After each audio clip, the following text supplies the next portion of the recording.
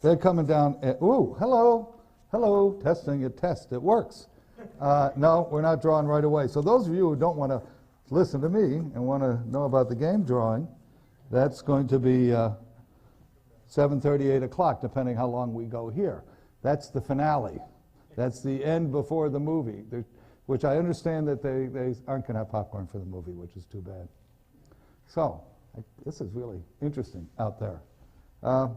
It's time to go here? Yes. Yeah? Okay.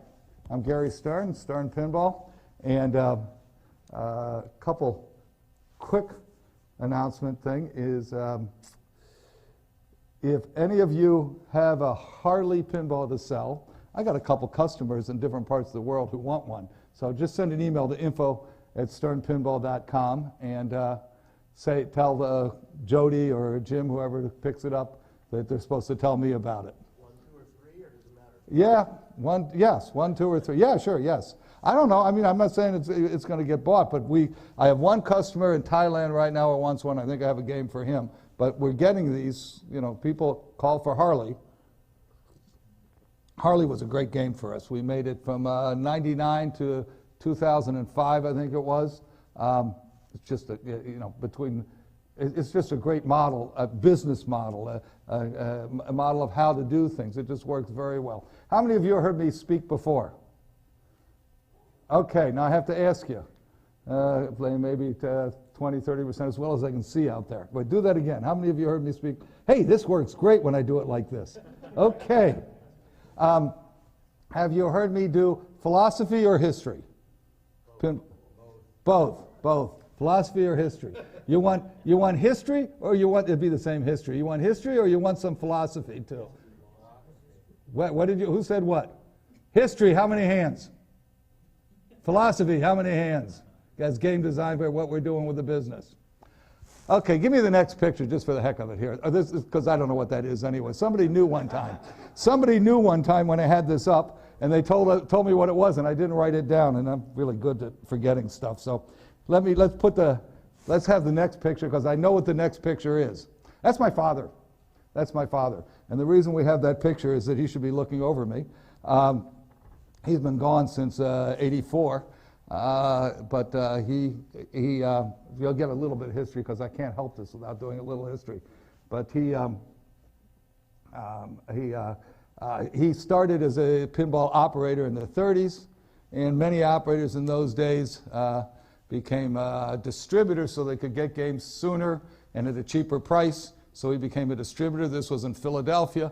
And in 1947, as a 35-year-old punk kid, does that subtract right? Yes, it does. He was born in 12. In 1947, as a 35-year-old punk kid, and I can say 35-year-old punk kid because I'm 68, and you've heard me do this talk before. I know I always say the same thing. He came in to see Harry Williams. He sat behind Harry's desk, kidding around. Watch me fall over. Put his feet up on the desk, which this thing's tall. Oh, I can't do it. And said, why don't you sell me the company, the Williams Pinball Company? So Harry said, I'll have to think about that. Went up in his airplane, flew around Chicago for 3 hours and sold my father half of the company. I was 2, so I say I've been a pinball manufacturer for 66 years. Next week, 66 years, because I was 2 at the time, and I'll be 68 next week. So what we're going to do today is I'll do a little history. Maybe I'll run through a part of it. We'll talk a little bit about what we being the royal we, I will talk a little bit about what we're doing at Stern and what we're trying to do and what's up. And more than that, I'll take questions, and I will try to answer any question you have, except right now, let's make it clear, you can ask me, don't, but you can, and I won't tell you anything about the future games, because we don't talk about the futures. We're living in today. We're not living in the past. We're not living in the future. We're living today. I'm going to have the same discussion I had with you, just because I feel like doing it, and that is that I'm a vodka drinker. And first of all, horrible things happened to me. I shouldn't be doing this and eating up my time with it. And that is that I found out that Stoli no longer says Russian vodka. it's just ruined it for me. It says premium vodka because it's made in Latvia. It's not the same. So I've been, having a real drinking problem, and that's that I'm not drinking enough, and I'm missing it quite a bit. I've been to some places, the younger people are at, and they have all these beers today. Things like Good Night, which is 9%, and things like La Fin de Mode, which is the end of the world. And my vodka would have, it's 40% alcohol. It would have this much alcohol in it in a drink this size, whereas my beer would have about this much alcohol, more alcohol in it. And so I'm good with the beer, and I don't drink quite as many, but it's good with this. I'm sort of into the beer now, and I do this for a reason, but I'm not going to talk about it now. Remind me to come back to beer, okay? We'll come back to that. We'll come back to why I was talking about it. That's Sam. That's my father, so I'll run through a couple pictures. I told you enough about him already to start with. Let's do the next picture, please. That's Harry Williams as a young man, the Williams Pinball Company. But this is before the Williams Pinball Company. He was in California.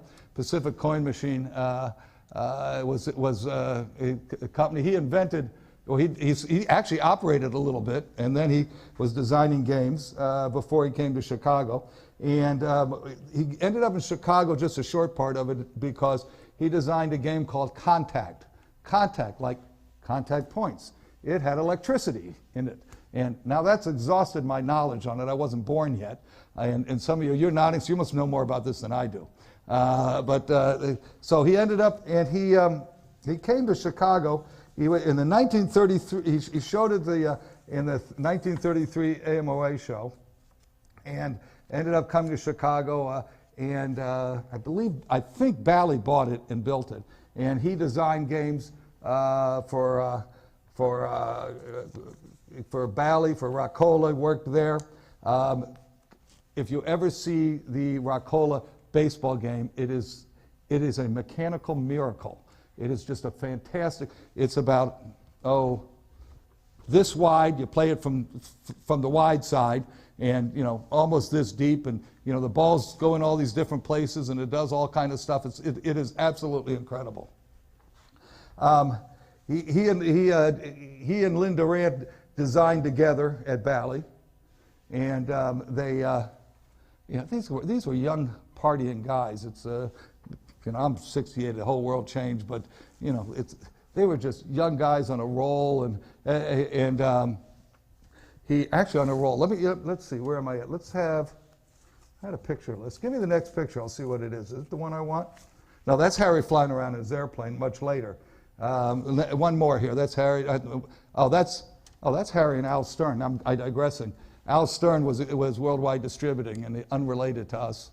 And he and my father used to take his son and me to the circus. But the next picture. Next one, please.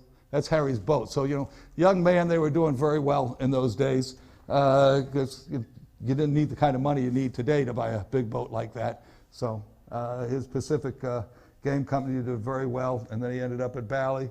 Then with Lynn, they started working together. They had a company. And Lynn Durant, the Harry separated in '42. Lynn Durant's company was United Manufacturing.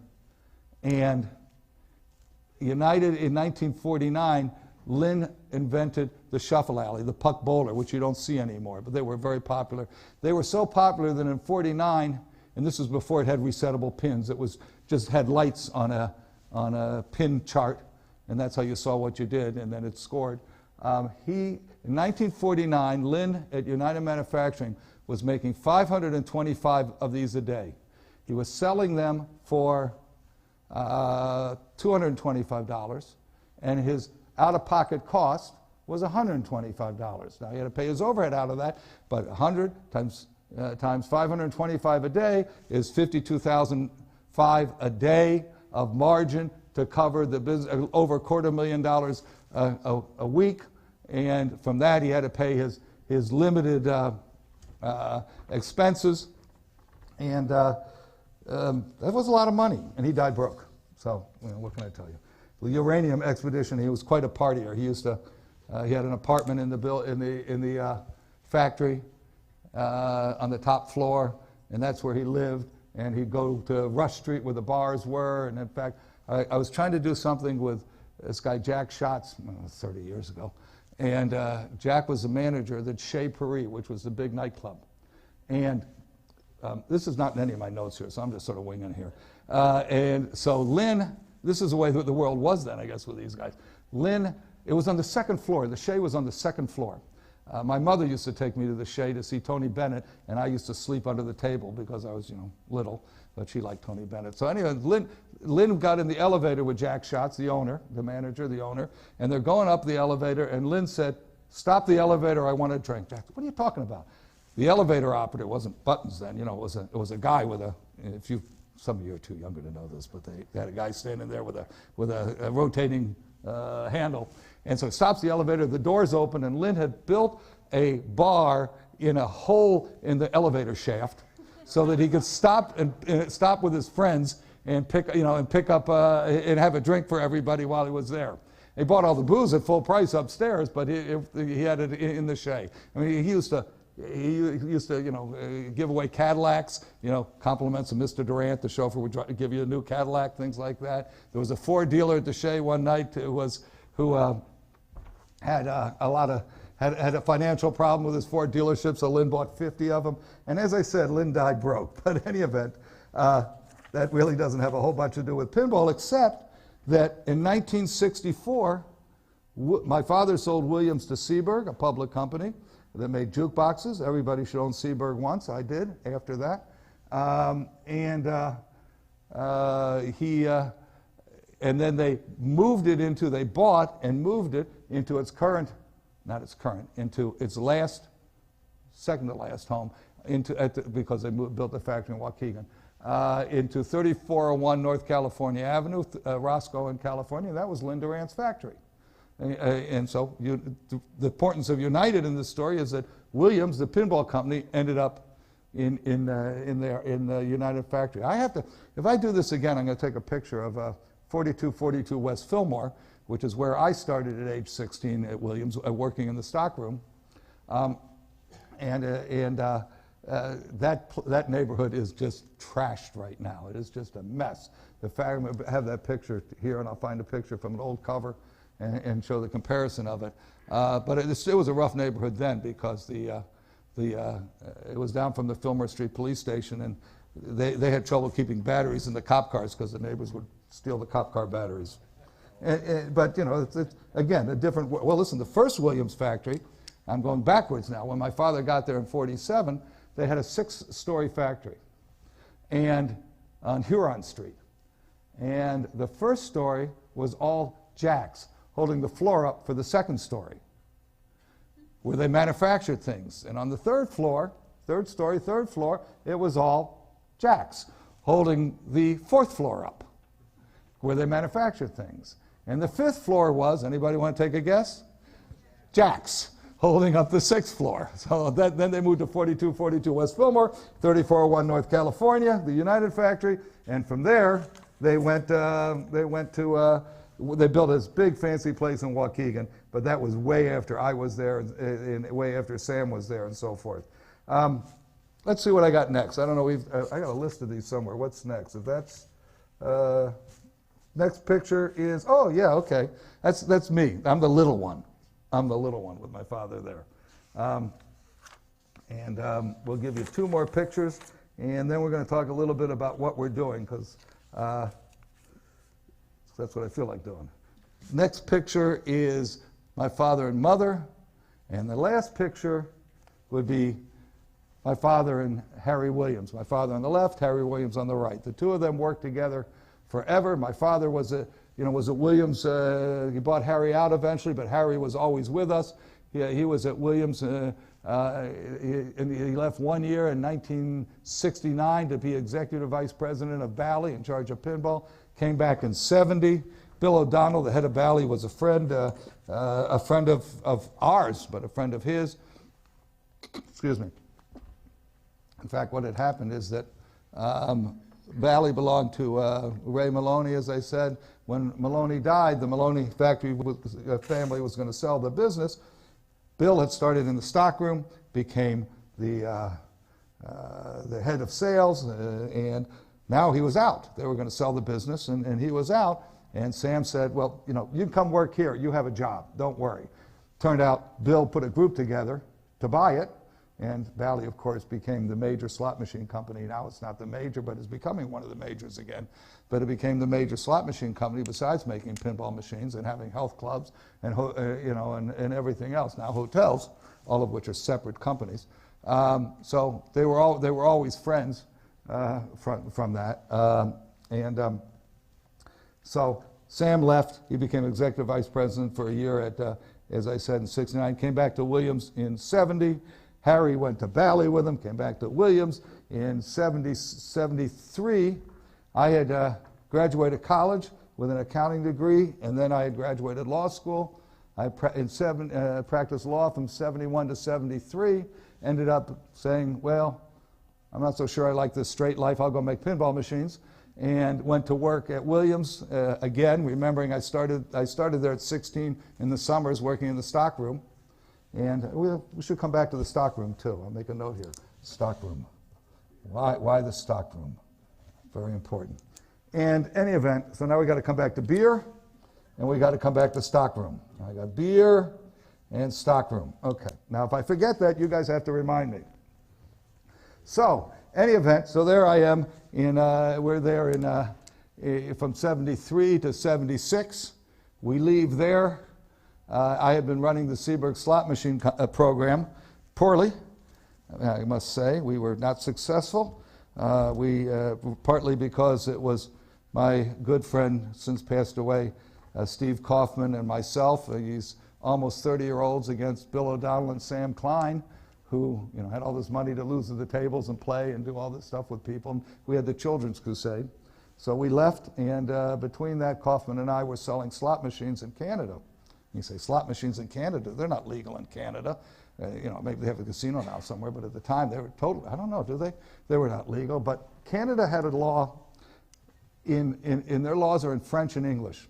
And the law said, in, I guess, French, something like a coin and a slot, describing it's going to allow free play pinball machines. Before that, you couldn't have free plays. So they had a law, you know, free plays are allowed in a machine with a coin and a slot.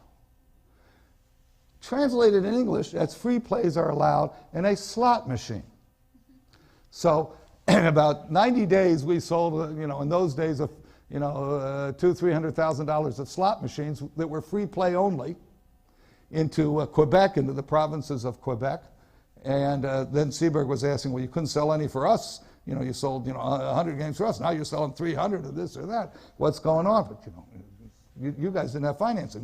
We got these financed. They didn't have the financing for the casinos. And I'm told, but I don't know this, that these free play slot machines would be in these small hotels in these smaller cities in Canada. And when somebody won a credit, people, the bartender paid off and, you know, bought the credits back. And that would have been illegal, so I certainly don't know anything about that. But that went for a little while, and then we started, then my sister-in-law said to me, Sam, my father, has cleaned, he's retired. He's cleaned my closets twice this week. You got to get him a job. So we bought the assets of Chicago Dynamic Industries, Chicago Coin, out of a bank foreclosure. I've been a bankruptcy lawyer for those short 2 years practicing law. And we had the first Stern company, Stern Electronics, which we ran until '84, and the pinball business tapered away. And we closed that company up. I proved in that period of time between then and the next venture that pinball conversion kits were economically unsound. When we had, I did Pinstar, and we made a Gamatron, which was a narrow body version of Flight 2000. I love Flight 2000. But wide bodies, anytime you make a wide body game, there's problems with it. The problem is the ball takes too long to go from right to left, left to right. So you have to put so much crap in them, pardon me, so many devices, so much in them that you lose the gameplay to it. And you've upped the cost significantly. which means you're taking it right out of the operator's hands, which will come back to operators. Okay, one more. Operators. Got to come back to operators. Operators, a good theme to talk about. In fact, Neil Falconer was since passed away. Everybody I'm mentioning passes away. Don't work with me. I must be dangerous. He was a programmer for us, and he had for Bally before. Good sound guy, too, as I remember. And every time one of these companies that he was working with would make a wide body, he'd get his resume out and clean it up because it meant business was going the wrong way. We all made wide bodies because we were desperate. Now, some of them were, sold well or were pretty good. Big game, Flight 2000 for us. But in general, again, Flight 2000 as Gamatron was, I think, a better playing game as a narrow body. Instead of having 3 pop bumpers, it only had 1, which I don't normally believe in. Any event, so that not being a great way to make a living, in 1986, there was a Japanese company, Data East, interested in having. They were a leader in home video, a leader in coin-op video. The California division wanted something they could sell outside the U.S. and not totally be dependent on the Japanese. And so we put together Data East Pinball and ran that from, that is our current company. We are currently Data East Pinball with the name change. We ran that from '86 until we sold it in '94 to Sega, which it became Sega Pinball. Sega was a 20% shareholder of Data East.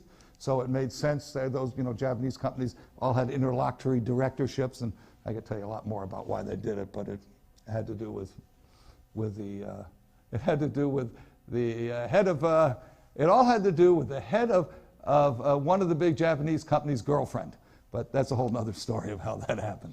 Any event, so '94 we became Sega Pinball. We were DEP before, Data East Pinball. Now we're SP. Then we were SPI, Sega Pinball Inc. In '99, it became clear that we were going to be the only pinball manufacturer. Gottlieb had already left. Capcom had tried and failed at getting in the pinball business, and then we knew that Williams was going to get out of the pinball business. They're a public company. They're a great company. They had pinball machines, video games, consumer and coin-op that were successful, that they separated, so Midway was separate. Williams had slot machines and pinball machines. They went in the slot machine business. Slot machines were a good thing for a public company to be in. If you remember, I said in '73, I ran the slot machine program at Williams. It was the Seaburg slot machine, and the reason they went in the slot machine business was to get a public company. They wanted Bally's multiple, their multiple of stock multiple, price-earnings ratio, price-earnings multiple. Okay, it made sense to go into slot machines, a growing business for a public company. Pinball was a shrinking business. I told Sega that you could read the 10Ks. They were going to get out of Williams was going to get out of the pinball business, and plus that I know the Nicastros. And good managers, so they got out of the pinball business. They made a valiant effort and did a great engineering job, but P2K, Pinball 2000, clearly was not going to be an economically valuable product, clearly to me, and clearly to them when they really took a look at it. So, any event, that was '99, we bought the company, and we had some, remembering that '94, '93, when the company was sold from Data East to Sega, that was the high point of coin-op pinball, and everybody was playing pinball. Again, remember that '94, everybody was playing pinball. We made 100,000 machines a year. 94. Okay, we'll try and get back to all of these. I'll read them off when I get to it. And since then, there's been so many other entertainments. So we still are at entertainment. We're street entertainment. We're also home entertainment because there's so much home entertainment going on. But we are competing with other coin-op entertainment, some, with gambling, a lot of gambling, Indian reservation arcades, VLTs in Illinois, things like that. We're competing with a lot of other kind of gambling, not other kind of gambling. And but we're also competing. Remember, there was no internet. There were, the console games got great, and then the games on the internet, and there was no cable TV. And Don, look at the changes that have gone on in movie rental, from mom and pop stores renting movies to chains renting movies to on VHS to discs to download now. Everything has changed. The biggest competition we have for games is right there.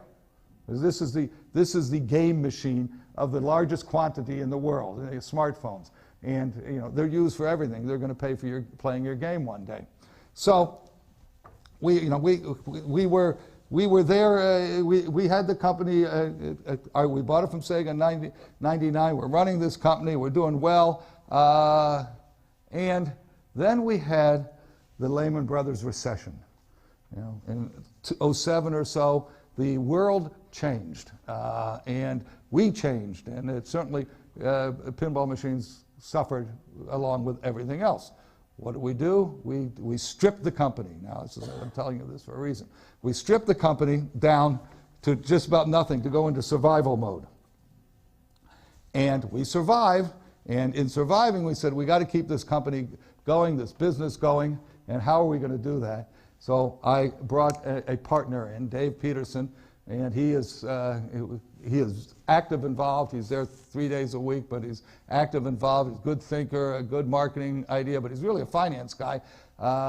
He came from, he made his money at Morgan Stanley as an investment banker. He's also a lawyer like I am, but he made his money as an investment banker, and he's what he calls a boutique VC, venture capitalist. So, so what he looked at us and said, well, this is either a buggy whip or it's Harley. In other words, we're either old-fashioned, we're going out of business, or we're like Harley that he worked on. He participated in the Harley's going private, going public, and resurrection. And Harley, because of you. We have in the pinball business a loyal following of, fanatical people who are really, into the product. Same as Harley. So he invested. And so we had money to do things, and not a lot, but we had to restructure the company. Because remember, we had torn this company down. So what did we do? What have we done over a period of time? There's systems involved. The one thing we do is, in order to make the company survive past the 68-year-old, you have to stop it being where I do make all the decisions, and you have an organization structure that's me, Mike O'Donnell, and then everybody else on the same level. So now we have a pyramid, and we have people doing different things, and we grow the company, and we're going to grow this business. We're going to make it bigger. And to do that, you need more people, because remember, first of all, it's a hobby to you. To us, it's a passion, but it's a business. Car guys make cars. They manufacture, they design a car,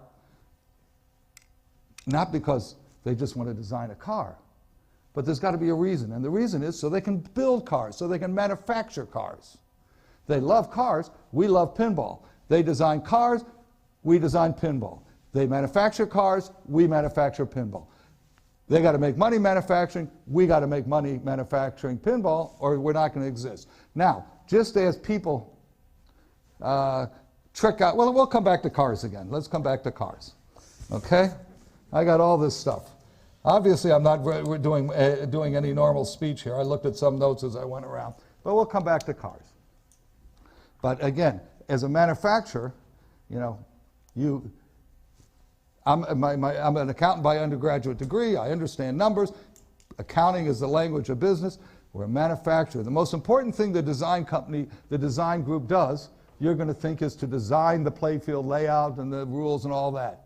Second most important thing the design group does is design the playfield, the rules and all that. The first most important thing that they do is that They create and keep the bill of materials, the parts list. Anybody here in manufacturing at all? Anybody know anything about manufacturing? No, okay. When I was a little bit younger, my oldest daughter is 32, so she was about 7 or 8 or 9, and she was in a private school because we're in Chicago, in the city, and we left the city partly because of that, because that's like paying for college. But in any event, and so they were doing a study. One of their study sections was on manufacturing and assembly line manufacturing, and Oldsmobiles, I guess was early in assembly line manufacture. Instead of one person staying with each thing, the product moves along. And so they wanted to show these 8-year-olds, 9-year-olds a factory. Every other father was either, or mother was either a trader, we're in Chicago, a lot of commodities traders and what have you, a doctor or a lawyer. I was the only guy that manufactured anything. So here we got a pinball factory with 25 9-year-olds walking around, and we're teaching them what manufacture is about. It was very cute. I said, keep your hands in, keep your hands in. But just like you guys don't know about manufacturing, they don't either. We're a manufacturer. The most important thing, the design group, is they create that bill of material. Because controlling your parts, the bill of materials is the parts list. There's over half a mile of wire and 3,500 parts in a pinball machine. If we design the game, if the game is designed and the bill of material, the engineers leave off the flipper bats, Eddie Spears, who started in the Bally stockroom and is the head of our purchasing, he's going to notice there's no flipper bats. But if they leave off some flat rail, we got $1 million, $2 million of parts in there, and we can't make any games. If there's no ball guide, no games. Just make it without the ball guide. Let the ball just, it'll be just go out the back of the, it'll be a cabinet ball, and that doesn't work. So that won't do. So we have to control the parts. If you don't have parts, you waste money because of people. You got people standing around, you don't catch up and so forth. You have too many parts, then you throw them away at the end. Okay. Now remember, my father started me in the stockroom, learning about material control, about parts. And that's why he started me there. We are manufacturers. We're very proud of being manufacturers. Just like the auto company and I'm going to come back to auto sometimes, this doesn't count. Just like the auto guys love cars, but they manufacture them, we love pinball, and we manufacture it. Because if we don't manufacture it, you're not going to have any. They don't make cars, there's nothing to drive. We don't make pinballs, there's nothing to play. The operator gets nothing, you get nothing, so forth. So we have to think of it, we have to run it, organize, and like a business, we have to get some banks to finance us, we got to make a profit, and obviously we're not going to get exceptionally rich doing this, or Williams, the public company, would have stayed in pinball. But no, they left it because it wasn't big enough to take public or make some big, massive, multi-million dollar investment company. So how do we, so we are manufacturers, and to manufacture, I know what we'll do now. I'm going to rest. To manufacture, it takes a lot of people and a lot of trained people. We have added people to be ready to manufacture. As I said, we stripped this company down. So what do? We have to build it back up. So we have Steve Ritchie come back and design. We have Lyman come back. We already had Borgie, John Borg, and Lonnie Ropp, where had stayed with us during this period of downturn and building back up. And I think John Borg, who's designed Metallica, which we'll talk about Metallica. I'll write that down. I don't have to write. I won't forget it. He has developed. Tron was his, Metallica, X-Men. He's really developed into a fine designer, fine pinball designer. They all have their own little styles and so forth. You can tell who's to some extent. So in any event, so now we got Steve, we got Lyman, Borgie, Lonnie already. George has designed games for us, but he's actually not going to be designing for a while. He helps with design, but he is the manager. He's the creative person, dear friend of mine. He's in charge. He lives not far from me. We meet for dinner even before all this. And he he's going to manage and try and put a semblance of order into this whole thing. And it is putting a semblance of order. Actually, to help him put a semblance of order, we've added Mark Wayna, who is absolutely fantastic. Came from Williams, did some other pinball work in between. He is an absolutely excellent program manager, which means he works we have a consultant, Al Dale, who now is an employee, and Al was a program manager at Chrysler. Car business, manufacturer. He was a designer and manufacturer. He's a mechanical engineer. He was a program manager, and he was responsible for the program management, which means everything from engineering through setup production, through coordinating with the marketing and sales people, the whole thing for getting the Jeep Liberty started. So if he can do a car, he can do a pinball machine. Maybe, I'm not sure. He actually, after being with us for a year or so, he realized this is different than manufacturing anything else. It is quite different. The whole thing is different. Any event, so now we had a few more people recently.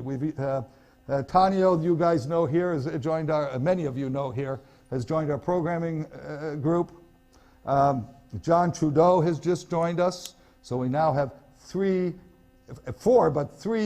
designing designers, being Borg, Ritchie, and Trudeau.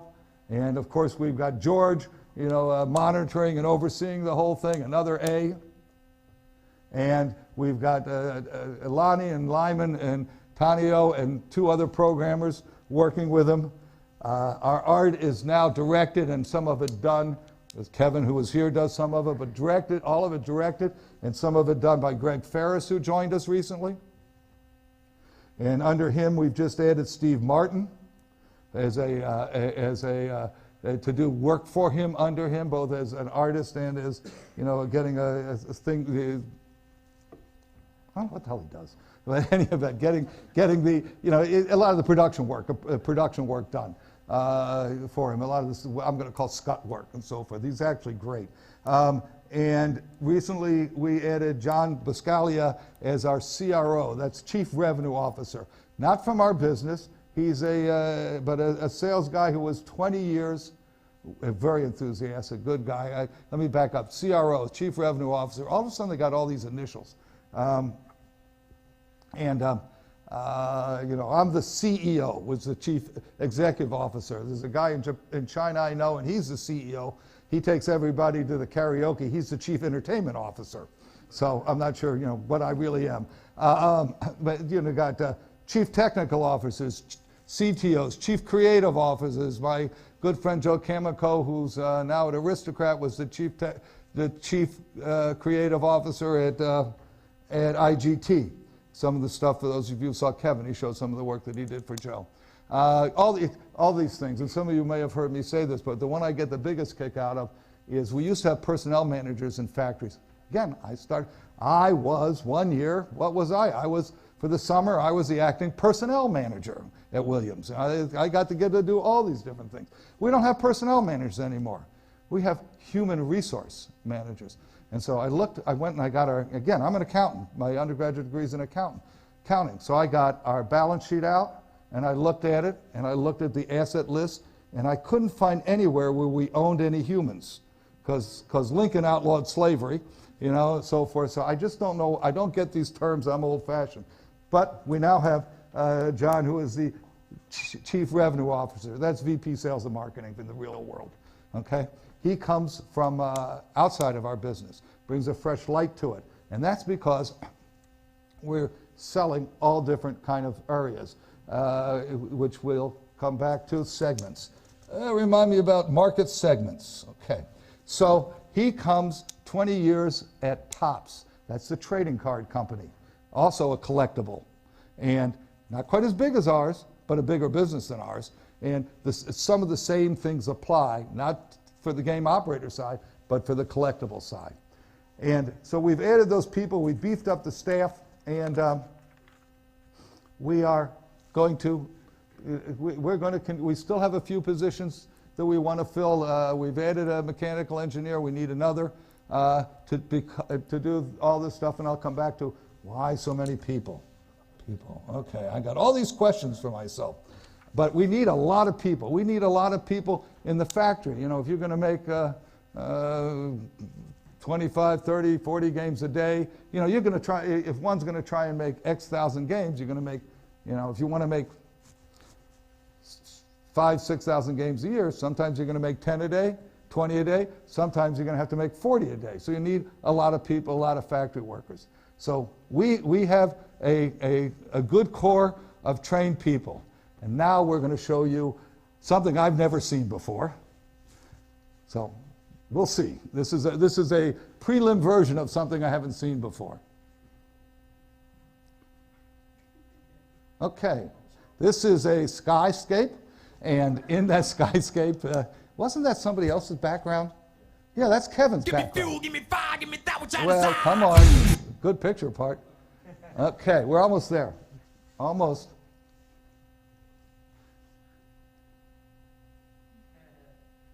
Is that really me? Ah.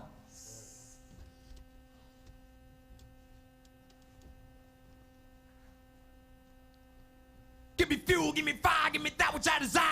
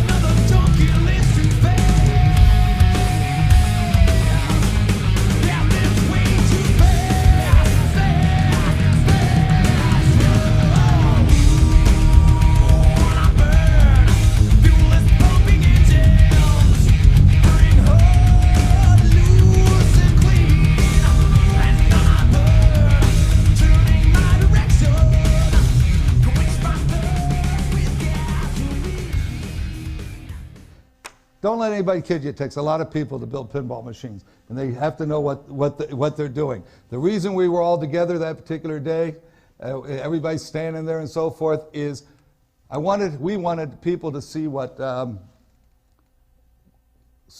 them know what they were building. You know, do they really know Metallica or not? Because our workforce is mostly a Mexican workforce. What we did is we showed them a film.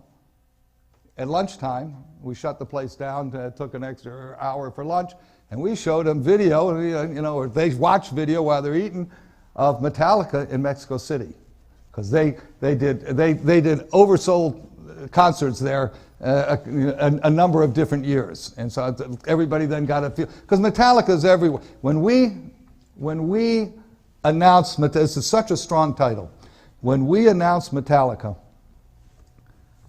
they put it up on their Facebook page. We did an announcement, a video, whatever. They put it up on their Facebook page. And they've got 30 million followers. That's cool. They linked it to our website. or their website to our website. They linked it. They crashed us. So many people hit us. We were down for 3 days. We changed servers. There are companies that do this. Ali, my friend in Norway, who's our Norway and Sweden distributor, had 27,000 hits on his website the first day and a half that we were down, because people were looking everywhere to find something, and they found it. They Googled and found it on his website. This is a tremendous, tremendous title. It's also a tremendous, tremendous game. You know that we make different versions of the game. That took care of the people. That's why we need all those people. We need all those people because we make, and maybe Metallica we might be done with talking about. Maybe not. No, we won't. We make different versions. We make the limited edition, which we are making currently. We've made a bunch of pros. We make a premium, 2 versions of the premium. We were going to start with 1. We ended up with 2. Let me go back. We make only 1 version of the limited edition, and that was the decision we made very late. It sort of confused matters for us, and when we decided just to have the 1 limited edition. And we made the 1 limited edition instead of having 2, because the 2 seemed to be confusing the market. It worked well for a little bit when people wanted something different. But we looked at it and said, this is not working so well. Our customers said, 1, please, 1. So we made 1 premium, and then we decided to make the other one. So we got Road Case Premium, and we've got the Monsters Premium. The Monsters has the Dirty Donnie artwork. The Road Case has the more album cover type of artwork. And then we make the Pro version. As I say, I like this game. I love this game because I, as a casual player, for you guys, deep stuff and all that. For me, casual player. Casual player. So, any event, this game will be, good for all markets. It's got physical state change, drop targets, the snake that either opens and closes and eats the ball or just eats the ball. The Pro, the mouth doesn't move on it. Magnets, all that kind, moving the ball around, so forth. The Lyman rules, and he's been updating the rules every week as he learns more from both reports and from playing the game and us all playing the game. And we are exceptionally, I am exceptionally happy. I'm going to, I'd live in an apartment, so I don't have a row of games in there. I can go play games. I have to play games. I'm assigned to play games like everybody else. 15 minutes a day during part of the design process, we have to play games. It's part of our job. We have to percentage the game. We want the game to play like, to see how much features are made, how long it plays, so forth. We got great players, bad players. I being old and slow, I play like the guy who's had, half a dozen beer. Now we're not done with beer, but half a dozen beer, because our games are often in the street and he has to have fun with it too. So we have to see everything that's going on with it. We have the 3 different versions. We need all those engineers, all those people. We're designing three new models a year. And that's our business plan. Could it be 2? Yeah, it'd be nice if we had enough business at it, but 3. And we need those people, because that 3 models a year is like 10 models a year. You say, well, okay, you've got these 4 different Metallica versions. It shouldn't be much difference between them to do. Well, there's 4 different sets of artwork. There's 4 bill of materials. You don't just copy over and change, and making that change and getting it accurate. 3,500 parts in it. Again, there may be 100 of this screw, 50 of that screw, but in this game, there's 112 and 47. All that has to be figured out. All that has to be changed. Cable has to be redone. The wiring, that half a mile of wire, has to be refigured for each of them. So it's not a complete redesign. There's extra mechanical work. We've got more mechanical engineers. We're adding 1 more. We brought back one of the great ones, Rob, back with us. So we have, there's just a lot of work to be done on it. We need all those designers if we're going to improve pinball and increase pinball and get the right product for each part of the market. And what is each part of the market? Okay, let's go back to segments. We have 3 market segments, 3 customers, 3. And here people may laugh at me with my 3-legged farmer stool. I've been made fun for using that, and that's because I don't know anything about farms. We made a redemption game called Utterly Tickets. And it was a fiberglass full-size cow and 4 teats. They're called teats, not tits. 4 teats down here. And, it was like Simon Says or something. You got to get the right color one. And I got a great story about the cows, but I'm not right now. But I will tell you that Borg and some other guys, we sent them to a farm to learn how to milk cows and pull on the teats and do it right. So they know about farms. I don't. But here's my 3 legs of my stool. We sell games to you, to pinball enthusiasts. Not directly, but we sell games to you, pinball enthusiasts. We sell games to rec room buyers. What's the difference? I'll come to that. We sell games to game operators. Over half of our games, maybe 60% of them, are operated on the street. And that's very important for you. You don't know why yet, but it's very important for you. Although it's what for some of you, because some pinball enthusiasts have become operators. We need all of these markets. If we were just making games for enthusiasts, okay, we're going to make 3 new game model titles a year. And we're going to make games for enthusiasts, so we're going to sell you guys 500 of the LEs, up 750 of the LEs, whatever it is. Let's say 750 for sake of argument. That's 2,250 games. And we're going to sell some premiums. Let's say we sell, let's say we sell between the 3 titles for you guys. Maybe you can buy 4,000 games a year. You and the ones, the market is growing. The enthusiast market is growing. It's growing in Australia. It's growing in Europe. It's growing everywhere. But let's call it 4,000 games a year. Goodbye. We're not here anymore. We left. There's no more Steve Ritchie and George Gomez and all that. We can't do it at those kind of numbers and have a real product, a good product, a continuing product, and all the different versions of it. Not going to happen. Want to make one game, got a 40,000 square foot factory to support.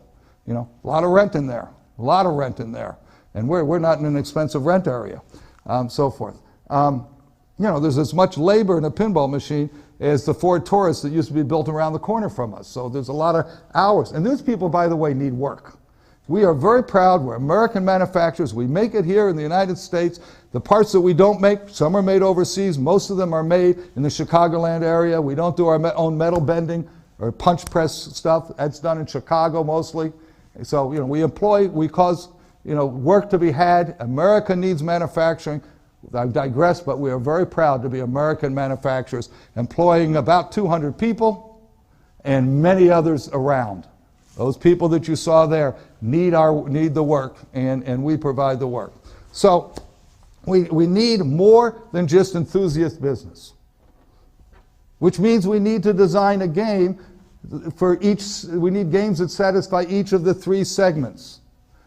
The casual players that are home players, rec room buyers, the guys in the bars or the kids in the arcades or so forth. We need all 3. The rec room buyer, let me explain what I'm talking about. I'm on a plane and I'm coming back from New York. I got my shirt on. I'm going to Denver because I snowboard and I have to get up to my apartment.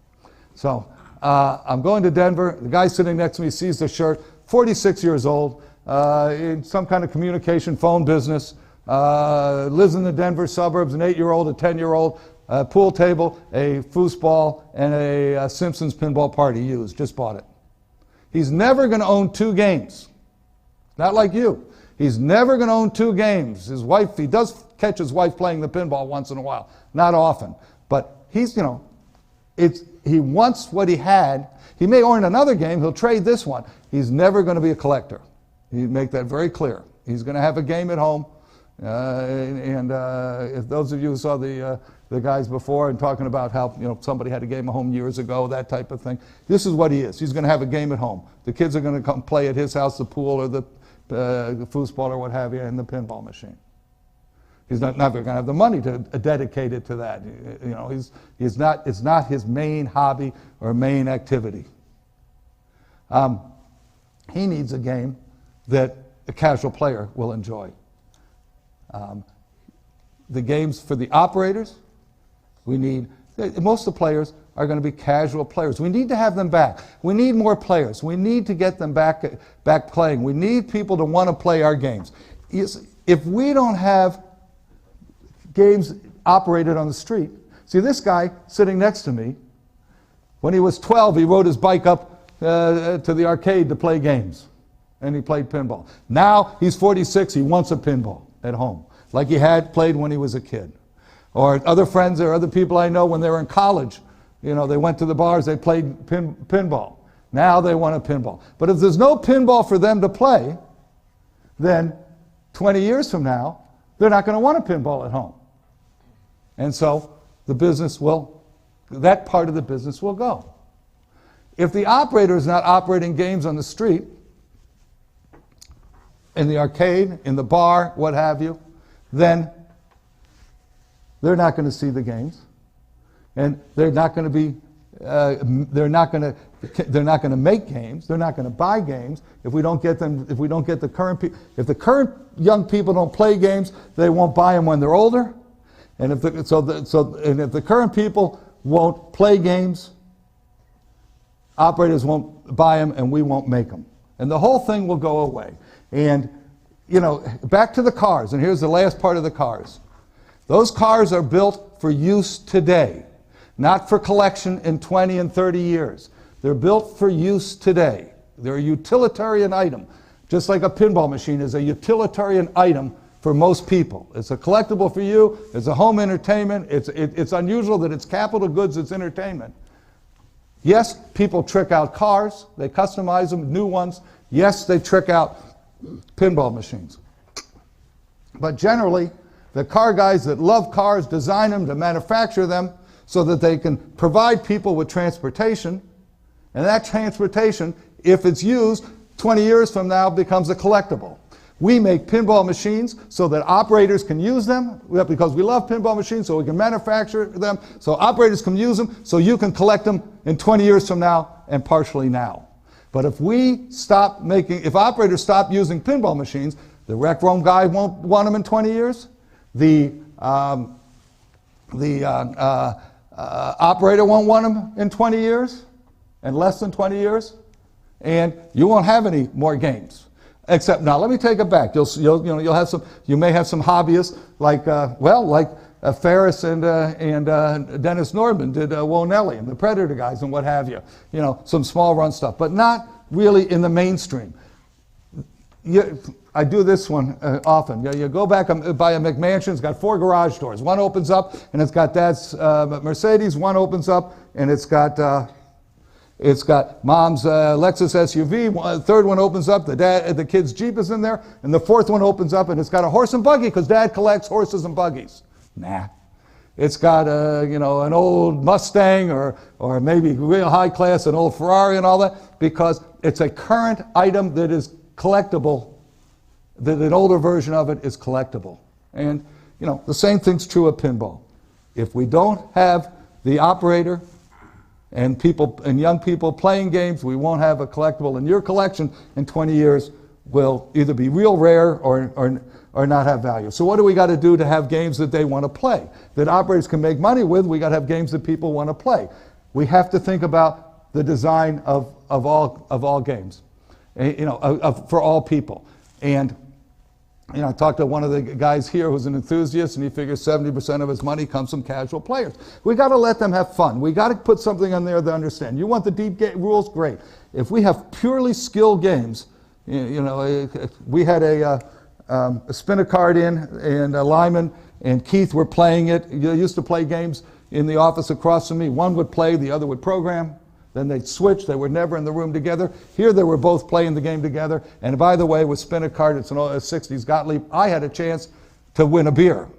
With the other games, I just bought the beer, you know. There's no point in it. I didn't have a chance to win. I did have a chance with them to win. So any event, once in a while. I don't want to say much. I want to get carried away. We need, you know, half skill, half random, instead of 90% skill. Left feed, right feed. Feed the right flipper, feed the left flipper, so forth and so on. We've got to have a little bit, some magnets throw the ball around, things like that, some shots that are dangerous, but you have to make. That type of thing. We need some randomness. We need to have deep stuff for you. This goes back to their days. Games need to keep the core player, but also get the casual player. Get the casual. We need to make mechanical action pinball for him. We need to let him hit some drop targets and let him hit the drop targets and then hit Hulk. See, he did it. He gets satisfaction. It was good. I'm going to do that again. It's Pavlovian pinball. We want them to repeat it and have fun and enjoy it, instead of being intimidated where you all play a game for 75 cents for 45 minutes, don't need to play again. I play for 75 cents for 45 seconds and don't want to play again. The game can make $1.50 an hour. That is not going to keep games in business. 3-minute game for average for the whole group. So that's what we're trying to do. We're trying to increase the market. If we decrease, we're going away. We've got to go forward. We've got to increase. So we're trying to increase the market, grow the business, and be a collectible like a car is a collectible, and be manufacturers like car manufacturers are collectible. We need to make games that satisfy all three segments of our market. One size doesn't fit all. We need to make games that satisfy the operator, satisfy the rec room guy, satisfy you. All three segments. And what do I got left here? Casual player, we got to take care of him, and beer. You know, there's a trend that you guys don't see as a trend, but I see this as a trend. You guys have these bars that have games in them, lots of games in them. And, you know, shorties here and dorkies, and so a number of you have done this. The one in Portland, the big granddaddy of them all is... Ground Control. Thank you, Ground Control. Thank you.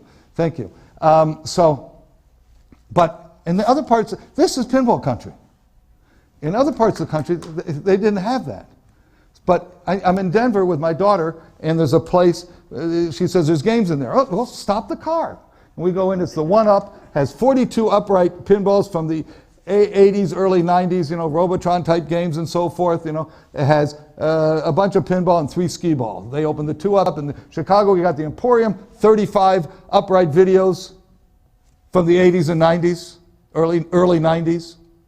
And you know, some pinball machines. They just opened another room with 25 pinballs in it. They really grew the pinball side because of what is going on in it. And no, they're opening another room. Headquarters opened the other room.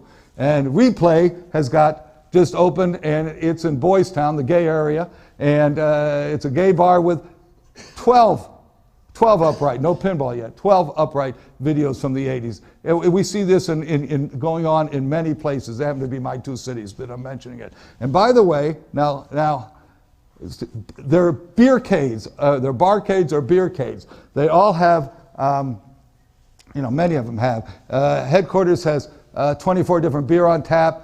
No, 16. Emporium has 24, and they got this 11% beer. And I'm into this 11% beer. I think it's great. But remember, those video games are like the video games you have upstairs here, okay? The young people, you see them come in there, you know, the hipsters, you know, the 20-somethings, the early 30s, they're coming in these bars. It's a venue to go to. Instead of a DJ, they got the games, okay? They got the beer, they got the games. They also have full bars. So I'm okay. I can get my vodka if I can't get any more beer down. So they've got video games like you have up here. And what can we say about these games? Let's use Robotron again. It's easy to play, hard to master, okay? It's got deep rules, but it's got something for the casual player. It's not all fancy graphics and this or that of the modern games the modern video games, which don't even go in arcades barely in arcades anymore. These games are fun for these people. They're casual players, and they're enjoying them, and then they get into it. And we need to do the exact same thing with pinball. Get the casual player, let easy to learn, hard to master, let you guys have fun with it. Different games for different markets, different segments, and different skill sets in that game, just like Harry and Sam tried to do for the different segments, different players, different people in the market. That's what we're trying to do, and that's what I think we've done with Metallica. So, with that, anybody got any questions? No questions? Yeah, go ahead. Okay, who's first? Anybody? Go jump over each other, huh? He can go first. Okay, you go first then. Go ahead. Question? No, he can go first. Oh, you go first then. Yeah. All right. Last year you said there's this game that was like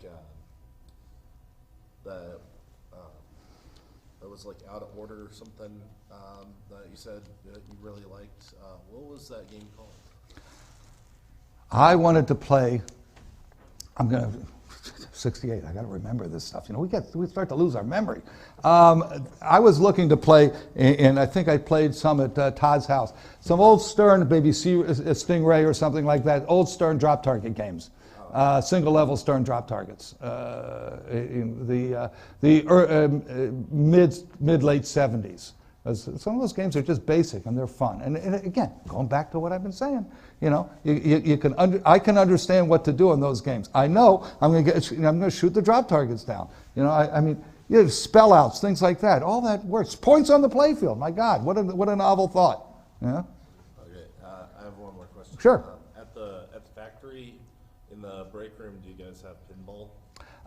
First of all, the break room. I think we better get one of those, huh? I don't have a break room. We do have a game arcade, shall we say? You know, a room that we call the arcade that's got 8 games in it or so, and the new games, of course, are in engineering, and so the games that are being worked on, and that game that we have to play for 15 minutes is in engineering, and therefore it's limited to being played by the employees.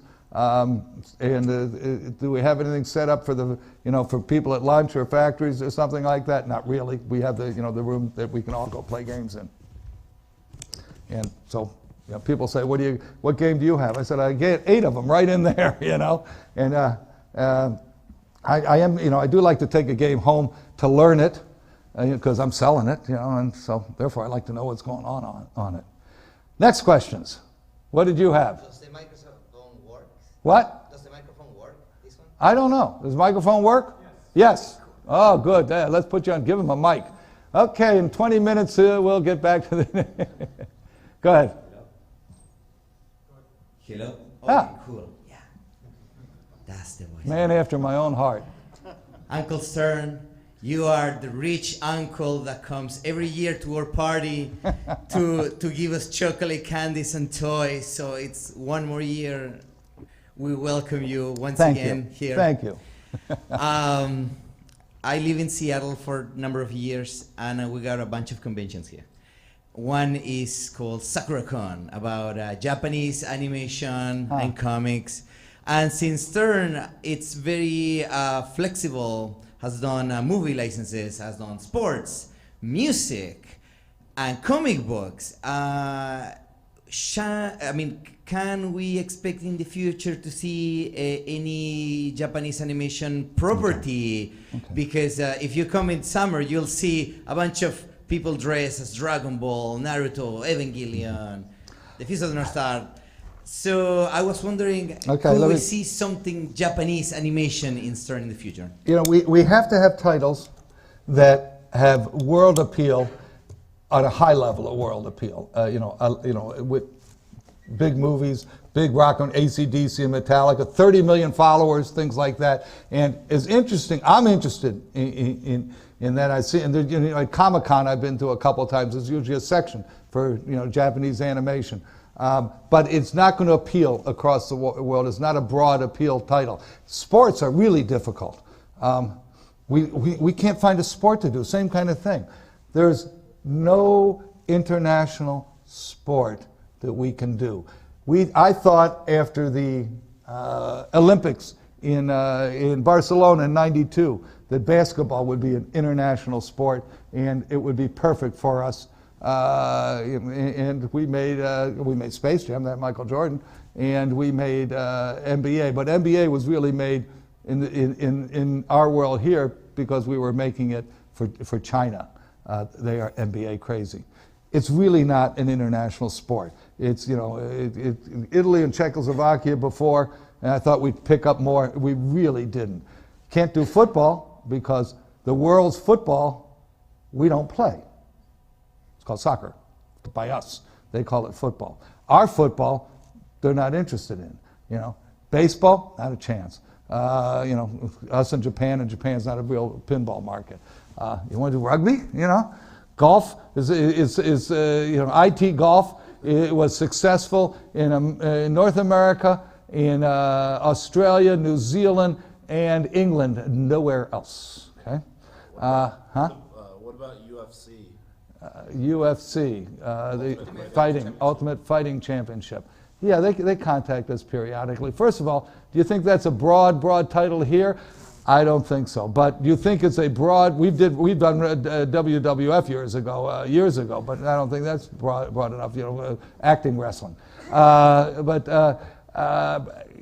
I don't think it exists in most of the world. I don't think. You know, you want to do fencing, maybe? I don't think there is a sport. I can't think of a sport. You know, I've been looking for one. I thought I had it. You know, we made a soccer game. We made Striker Extreme, and we really did that. It was unlicensed and so forth, and we really did that for the Europeans. And I put Nova out of business with that game. I sold them so many, they overbought and so forth. I mean, I put them out of business. Last game, they're gone. They're gone. You know, buried them.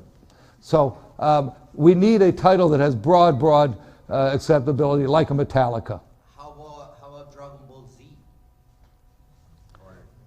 That's the only huge phenomenon that actually it still makes money, and it was created in '82. But then again, it seems like the X-Men. I mean, years back, I could let you like, how about an X-Men pinball, and you'll see. Well, let's see how the trend goes. So I mean, well, but you know, the comic we do very well with the mainstream comics, if they're made into movies and if they're not. You know, yeah. Yes, back there. So I just did like a rough head count, and I was noticing that like out of the 60 people you have in here, only about 10 are girls. Ah, what a great subject. Okay, and that's a lot. That is a lot. Please let me finish. Yeah. Thank you. Have you considered doing a title like Doctor Who or something that's had a strong market presence for a long time? Okay, we've talked to Doctor Who. There was a Doctor Who pinball, it was not an acceptable title, but it was a Doctor Who pinball. Doctor Who is very cool. It's worldwide. It's a B or C title. Interesting. Yes, we have a problem that we have to have not just women. Obama won without the other 90% in here. He won without white male. I mean, he got white male, but without a majority. He won women. He won Hispanics. He won blacks. He won Asians. The world is changing. The United States is changing. In Australia, we had a championship. There was one woman there for the finals. There was one woman there the next day that I spoke. It was all, and she was white, and it was all white male. And I got to tell you that, if you ask me, it's turned into an Asian country, anyways. You know, the point further to just women, how to appeal to just women, is how to appeal to just women. Again, let's go back to what I said earlier, what they were trying to do. Keep your core player, but interest your casual player, okay? You know, get more of the casual player, but if you lose in the UK, 3% of the people in the pubs play the AWPs, the amusement prizes, the slot machines. If they can increase that to 5%, get 2% more playing it, 3%, let's make it 6%, the multiplication is easier. They won't double the earnings because that casual player won't play as much as the core player. But if they do something to get that casual player and lose that first 3, they're in trouble. So we have to figure out how to get you, women, to play without you losing them, the guys. And not only get you, but as important, we need to get, the reason we used to get, you want to play something great, get the chips. I said this to a number of people. We used to do games in different languages, speech languages. We can't, the volume's not big enough anymore to do it, and that really wasn't practical. Sopranos in Italian, I don't speak a word of Italian. Mauro Zaccaria, our customer in Italy is a Technoplay, and it's the Zaccaria company that those of you who are real into pinball of the 70s know that they used to make, Zaccaria Pinball was, their pinball company. And they know pinball, they love pinball, and in fact, when I bought the company from Sega, I go over and I tell the show, and I tell Marino, who's I first did business with in '78, I said, I bought the pinball company at Stern Pinball, and he said to Emanuela, who translated at that time, we better help him, he's crazy. And they've been very helpful. You get the Italian chips and put them in Sopranos. It is fantastic. I don't know what the heck it's saying. Mauro says it's good Italian. It just is so right for that game. But the reason we did languages, I wanted to get pinball machines in Hispanic bars in this country. They're big into jukeboxes, not into games. It didn't work. But that was the reason we did it. We really need to get past white male, not just to women, but to all the different ethnic groups. That's on my list, but I don't know how to do it. Ask your employees. That's okay. Ask the employees. Dummy. The guy says, ask the employees. Ask employees. Okay, next. Anybody else? Yes, sir. I got a question. Since you guys are like a privately owned company, money is a big concern.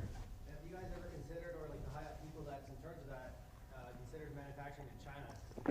Yeah. Oh yeah. No. First of all, we are an American manufacturer. We're very proud of that. Second of all, a lot of manufacturing is coming back from China. Either the big winner will be Mexico, but we're not going to Mexico either. We've looked at we looked at having things. I can't say none of our stuff is made in China. Our legs are made in China, but that's about it. Maybe our speakers. Some of the boxes have Chinese writing, but most of our metal parts are made in the Chicagoland area. Our coils are wound in Chicago. Part of it is lead time, it's cost, it's quality. If you're really going to be a manufacturer using Chinese manufacturing, you should be big enough to have your own QC department over there. My pug dog, or my ex-wife's pug dog, Rudy, not Stella's the new one. Stella from Stella. That's where she got it from. From Marlon Brando. Any event, I'm convinced that dog. He died of kidney failure. I'm convinced the Chinese killed him. Right? I happen to love China. I go there. I was just in Singapore. I go to China. I'm working on China for pinball. It's different. And it's difficult because they don't have a pinball history. I'm talking we need to get casual players to play. There you need to get non-players to play. You give a Chinese pinball, and we had the ELG at the CES, the Consumer Electronics Show. And George Gomez is showing it to Chinese and says, no, here, start button's here. Okay, got it. Now pull the ball shooter. Okay, now the ball's in flow, and the Chinese, they don't. I've seen this.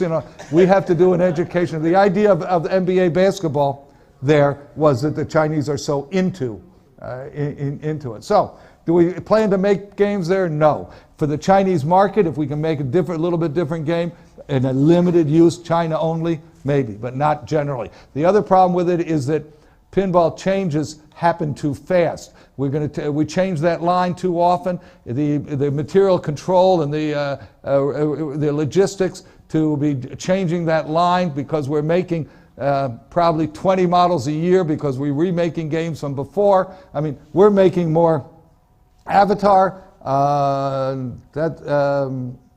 Tron is over, more X-Men, more Transformers in various trade dresses of them, various levels of them, plus 3 new games times 3 or 4 models. You know, we're 16, 20 different models with multiple changeovers, different cables, so forth. Yeah, they all got the same flipper, different coil, same flipper, different coil, but other than that, so it's no, we're not going to make them in China. But you're sending them to China. We're working on that. No, not at this point. I got a new test. There was a picture on the Facebook page this week of one that was going to China. Maybe you did not see it? Oh, no, we prepared a game for a Chinese test. It's prepared. It's not going there right now. I don't. Facebook page, China. Cut it out, Jody. Jody's getting into. Where's my pen? Where's my pen? You'll see that the box that said Max Fuse went to China. We're going to China. Yeah. Yeah, it was. Okay. It is. He didn't tell you that before you did it? No, of course not. No, but again, we're trying to make this business both grow and outlive me. Okay. Yes. We are running out of time. If you want to talk about beer. Oh, I did the beer. It was the beer cades. Barcades, beer cades. I got the beer. Thank you. I crossed it off. Okay, about 5 minutes. Did I do the part where it's got more alcohol in it? Yeah, I did. Yeah, I did. Okay. We want to get into China, yes. Yeah. What are the chances of seeing a Walking Dead pinball? I said before, I'm not going to say yes or no. I said before, before you came in, I would answer any question except those dealing with games of the future. So I won't. I can't answer that. Yes. Mr. Stern, technical question. I have an iPad and I love it. When you buy and manufacture pinball machines, do you have the digital rights to recreate that? No, but I'm very excited about that. We have an agreement with a company called Farsight that some of you have seen, and some of our games are on we have a license agreement with it. We want to do much more with it. But they do the Gottlieb Williams, Bally, Stern, and Stern games. It's very important. I was just in Singapore, and I was discussing it with a great big operator, the guy running it. And the young people today, I'm doing a lot of work. Again, we want the company to survive me, to go past me. Other people, we're pushing down responsibilities, and I do a lot of traveling. I happen to enjoy it. So I'm trying to go to other markets to get us into the Asian market. And if we get Asians there, then here, back to your question there, not female in particular, but other ethnic groups. They don't have such great internet. They got great smartphones. So anything you do here to introduce pinball. If we could, and in fact, what game did we have on there? Come on, help me. Harley Davidson? No. Before that, we had not Roller Coaster Tycoon. The museum thing. What do you call it? Ripley's. I understand it took the value of the used game up because of that. But if we could someday have Metallica coming out on this at the same time as there upstairs, that'd be great.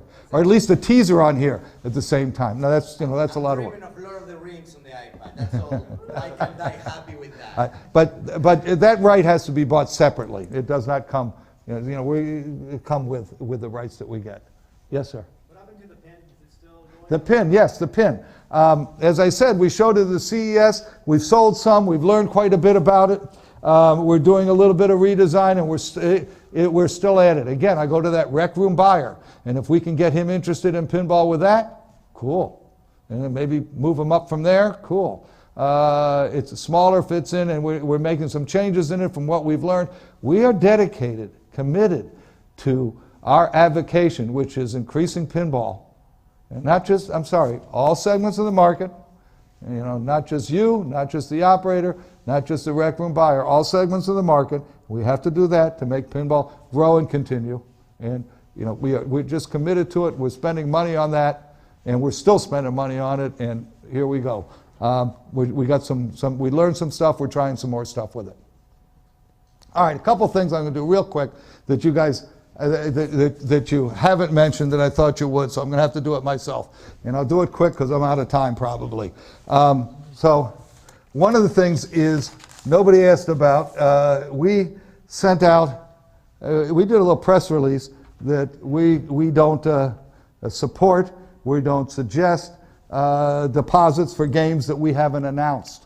I heard before Metallica we were making a different game. We're not suggesting that, we don't want our customers to have problems. We're not suggesting, it's all you're doing if you give somebody a deposit for a game we haven't announced is you're not guaranteeing a game, you're putting yourself in their line. They may or may not get enough games for you.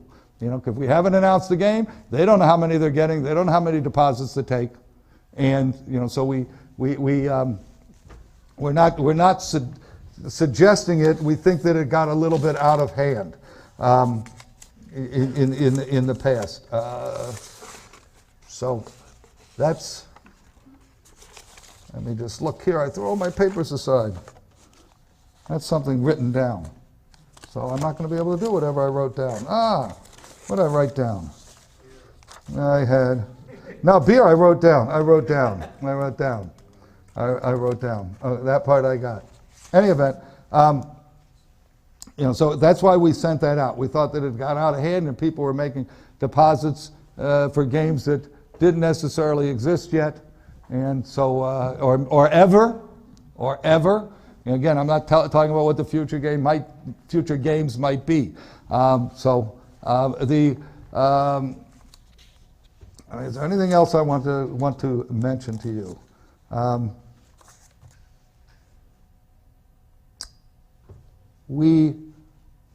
That's about it, I think. I think I've covered everything. I got beer in here. As long as I got beer. Anybody got any questions about beer? Any other quick questions? Am I done? Am I out of time? Either one. We are waiting for the tickets for the X-Men. Are they here yet? Okay, we can keep going. Yes. I had a question about the color dot matrix displays because I think they really add a lot to the game. Yeah, they do. They do. I was wondering why you guys aren't adding them. I'm guessing it's probably a cost factor. What I'm thinking. There is a cost and programming factor, absolutely. We do need to. We have some ideas for display. Nothing that you've seen that other people have done. The dot matrix has been around for a long time. We know that I go back to the 1-Up, and he's got blue displays in some games, and he's got color displays, and the changing it up rather than all the red or the orange helps his earnings. They do well. It's an attractive thing. We right now have available blue displays, can be bought either directly from us or from your distributor or dealer or Marcos or somebody like that. So we do believe in different. We don't have a multicolored display because that's a big program. The blue is a plug and play. We will do something. Some of you have heard me talk before about a bus system electronics, and we have a new electronic system, but we're testing it in one model. We're building another model. It'll go all over the world, and we'll see when it's ready, and then we can start talking about sensing technology, switch technology. And we can talk about displays. You get rid of the rollover switch. You get rid of the transformer and have one switching power supply. You either use a transformer or a switching power supply, and we're going to go to a switch and get rid of the transformer.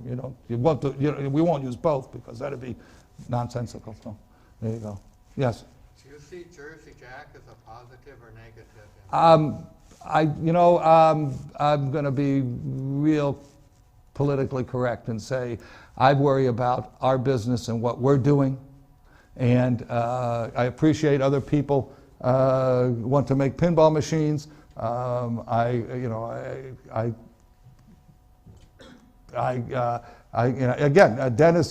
Dennis used to work for us, and Greg does work for us, and Wo Nelly is in Greg's office, and we go in there and play it, and it's go back to those 80s video games. It is simple, it is understandable, it is fun.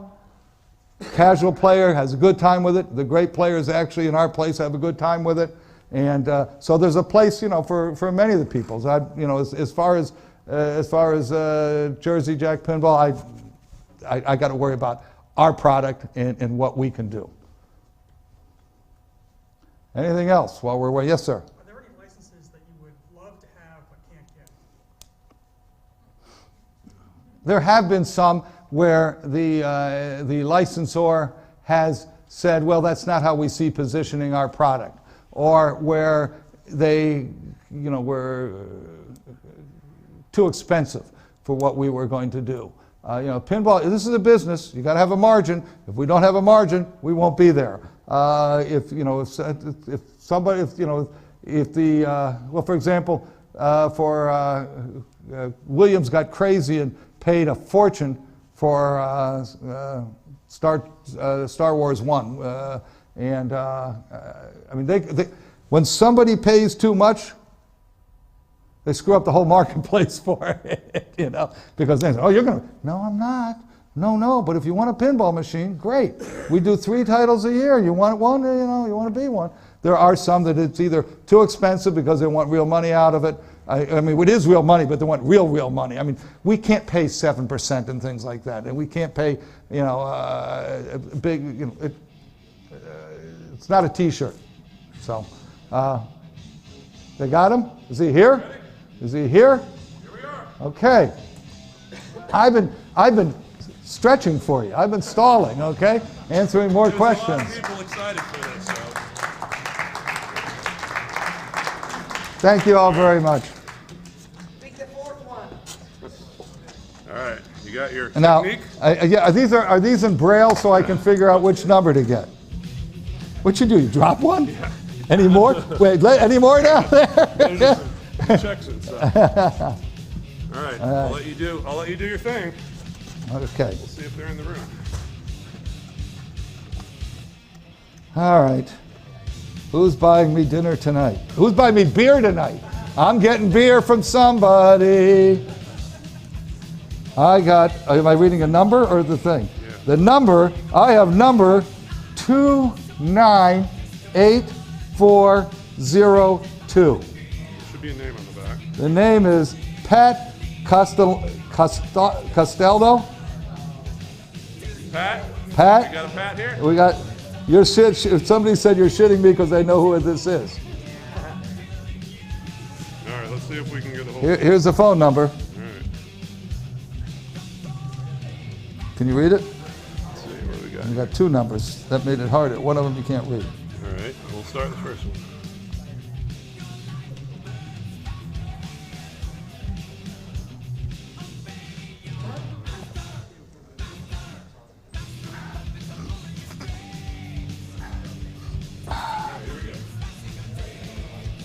Dun, dun, dun, dun, dun, dun, dun, dun. Huh? Yeah, you're on speaker. Yeah, there you go. You want a mic? You turn this mic on for him? On? Can you hear that? Here's mine. Is it coming? Okay.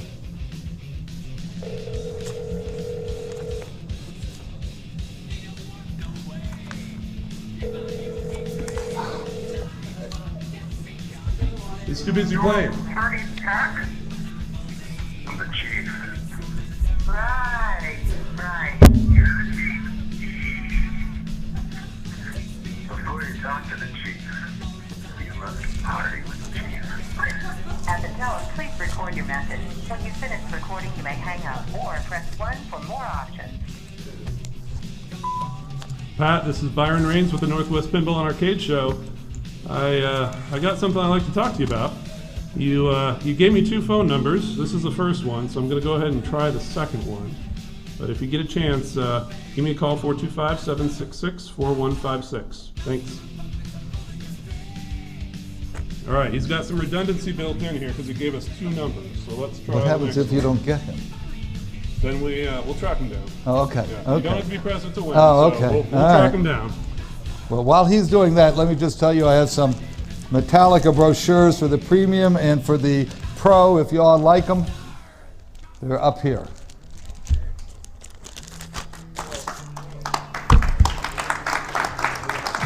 But you can't have him until he gets on with his phone call, so we don't interrupt him too bad. 7328 looks like.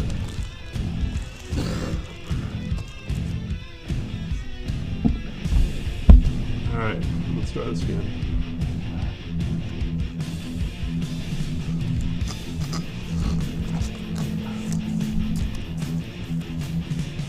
Hey, this is Pat. Hi, is this Pat? Yeah. Hey, Pat, this is Byron Rains with the Northwest Pinball and Arcade Show. How are you? Good, how are you? Good, good. Hey, I've got Gary Stern here. He'd like to talk to you. Okay, great. Pat, you're actually even better than you think, because you have just won the X-Men Pinball.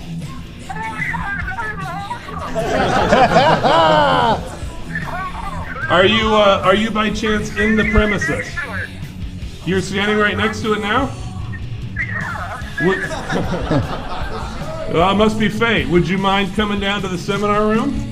No, come right down. All right, we'll see you in a bit.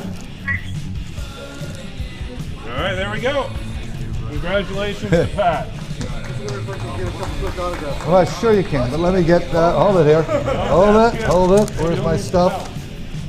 Let me, oh, you got your own markers. I do too. I brought some. What we need to do here is somehow get out of the way of everybody, but okay. All right, this will go here. This will go here. What do we got there? Okay. Oh, you got one. Yeah, look at that. Okay, let's do both and this. This will do it. This will do it. I'm trying to conserve here.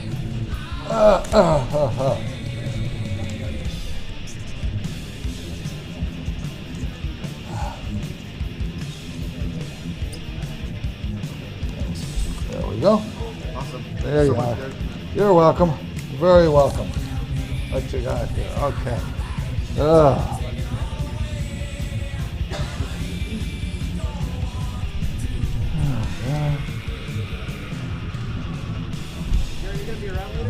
I'm going to be here for a bit. What you got? Oh, you're very. I'm going to hear for that. You know, but I'm going to go out and get a dinner in a bit. So, my pleasure. Thank you. I see you with 3 pinball machines, so I guess I'll see you in the next 3. There you go. Anybody got another Sharpie? Mine's running out. Thank you. I'll see you. You're very welcome. Looks like a winner to me. Anybody got another Sharpie? Once or twice? No. Does that look like your No. hand, Then we're using this one. Yes, that's me. Okay, here we go. Yeah, what is that? Which one is that? I don't think so. Congratulations. No, All right, everyone, I haven't yet. Here is our winner, Pat. Yes, Pat. Congratulations. Thank you. Thanks for your interest. Did you need another one? Yeah, I need the blue's good. I got silver. I need the blue would be I great. can My give black's him not a winning good. ticker. How's that? My black's no good. It's going to be blue because the silver won't show up on that very well.